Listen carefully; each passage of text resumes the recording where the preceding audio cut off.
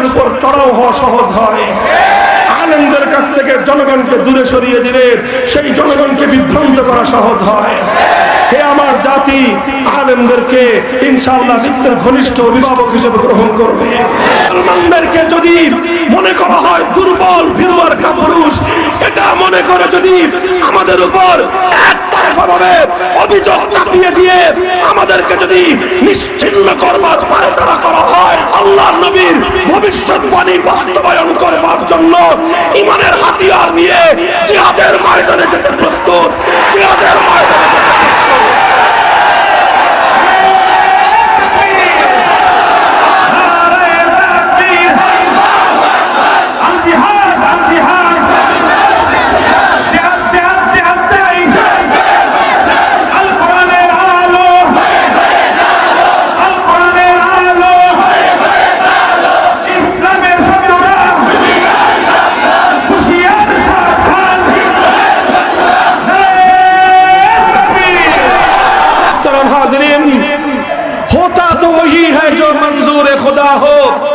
আমরা নিজেদের ক্ষমতার বলে, আমরা নিজেদের কুট কৌশলের বলে, আমরা নিজেদের ষড়যন্ত্রের মাধ্যমে, আমরা নিজেদের কুটচালের মাধ্যমে মনে করি সারা দুনিয়াকে নিজের হাতের মুঠোয় নিয়ে নেব।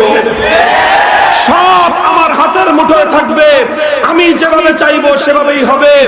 আমরা চেষ্টা করি নিজের মুষ্টিবদ্ধ করে রাখতে সবকিছু, আর মনে করি আমার কৌশলের সামনে সবাই ধরাশায়ী হয়ে যাবে। হে দুনিয়ার মানুষ, প্রতি মুহূর্তে তুমি স্মরণ রাখবে তোমার ষড়যন্ত্র অনেক বড়, ফেরাউন থেকে বড় শক্তিমান তুমি হও না। তোমার ষড়যন্ত্রের জাল অনেক বিস্তৃত হতে পারে, কিন্তু ফেরাউন চেয়ে দুর্ধর্ষ তুমি নও। তুমি অনেক কিছু চেষ্টা করবে, অনেক কৌশল করবে, কিন্তু আমার আল্লাহ যখন তোমার কৌশলের বিরুদ্ধে কৌশল প্রয়োগ করবেন, ওয়ামাকারু ওয়ামাকারাল্লাহ ওয়াল্লাহু খায়রুল মাকিরিন, সারা দুনিয়ার সমস্ত মানুষের অপকৌশল আমার আল্লাহর এক মুহূর্তের সিদ্ধান্তে পানির মধ্যে ভেসে যায়। মুমিনের জিন্দেগির অধ্যবসায়। জাতীয় কবি এজন্যই বলেছিল, নিত্য মৃত্যু ভীত ওরা, মোরা মৃত্যু কোথায় খুঁজে বেড়াই। নিত্য মৃত্যু ভীত ওরা, যারা বেঈমানের দল, ওরা মরণকে দেখলে সবচেয়ে বেশি ভয় পায়। আর ঈমানদার যারা, তারা মরণকে এই পৃথিবীতে শাহাদাতের মৃত্যুই তাদের কাছে সবচেয়ে বড় কামনার বিষয়। ঈমানদার তো তারাই হয়, ঈমানদার তো তারাই হয়, সচ্চা ঈমানদার তাকেই বলে যে সারা জীবন শাহাদাতের মৃত্যুকে খুঁজে বেড়ায়।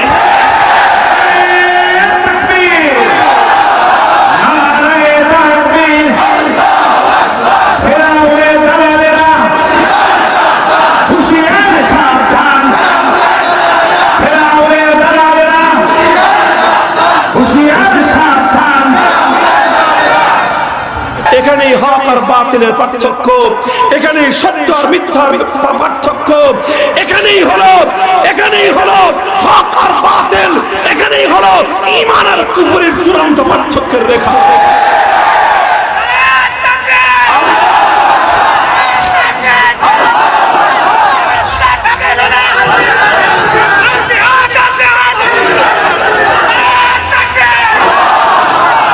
কিন্তু ওরা জানে না ইসলামের একটা ধর্মের কথা, ওরা জানে না ইসলামের হাজার বছরের একটা ঐতিহ্যের কথা, ওরা জানে না ইসলামের একটা ইতিহাসের কথা। সেই ইতিহাস, ইসলাম জিন্দা হতা হ্যায় হর কারবালা কে বাদ। মুসলমান যত মরে, মুসলমানদের রক্ত যত ঝরে, ইসলাম মরে না, ইসলাম তত জিন্দা হয়। এটাই হলো ইসলামের হাজার বছরের ইতিহাস। মুসলমান মরলে ইসলাম মরে, মুসলমানের শাহাদাতের রক্তে ইসলাম জিন্দা হয়।